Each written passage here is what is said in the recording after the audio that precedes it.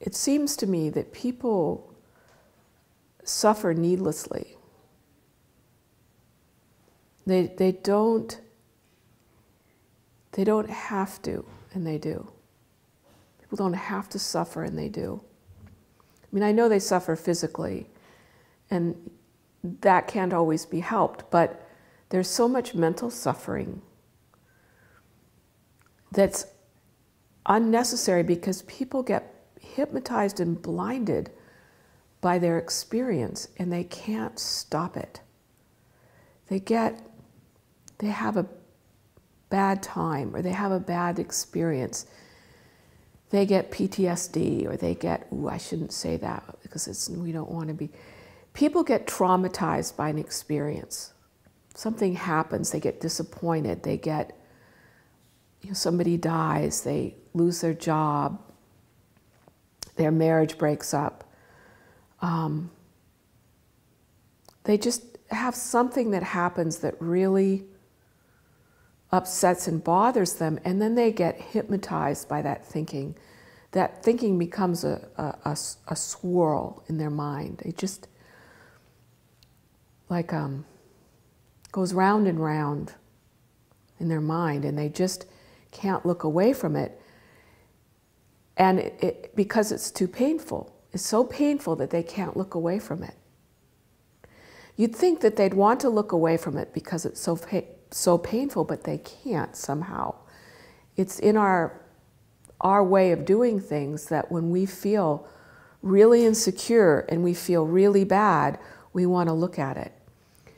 And it makes sense on one level because we figure if it's that bad, we really need to attend to it and look at it and make it better. But what we need to do is the opposite, is to look away. And I think that that's what we teach here, is to look away from painful and traumatic experiences so that they can heal. Because we will heal.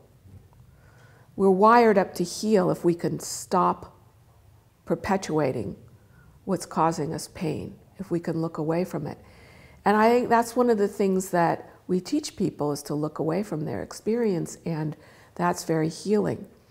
And it takes some convincing to do that, because people go, no, I have to attend to it. I have to think this through. I have to get a new thought about it. I have to keep thinking about it. I have to work this out. And it just doesn't happen that way. And that's a learning. You have to learn to look away. You have to gain some kind of trust, some kind of faith that it will happen for you if you do look away. And when people look away from their experiences, it's the end of suffering. Because they start to look to something new. They start to look to the future instead of the past. Or at least look into the now. And so that's what the hope is for this understanding in my mind, is that it will alleviate suffering, because there's so much of it. There's so many ways in which people perpetuate the negative experience within their own consciousness, and they don't have to. And it just builds and builds and builds and builds and builds. And then gets out of hand. And then it feels normal. And I think the normalcy, is that a word? Normalcy. The normalcy of the negative experience, or the normalcy of feeling pain, or the normalcy of feeling, what's that wrong, the word? Does it sound bad? Oh, as you were smiling, I thought, I do. So anyway, just it's gotten normal to feel pain, and it's gotten to be normal to feel traumatized, and it's gotten normal to feel kind of grungy or negative. It's the norm, and it doesn't have to be. It really doesn't have to be, because we have the potential to think so differently than that, and we don't. And I don't know why. I just don't know why. I mean, I do. I mean, I get into thinking negative, but in the back of my mind, I know better. I know that's not a good idea. But can you imagine people, all the people that think it's a good idea?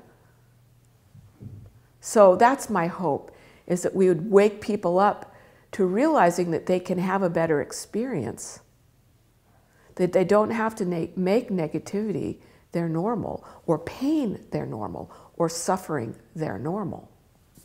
It just doesn't have to be that way.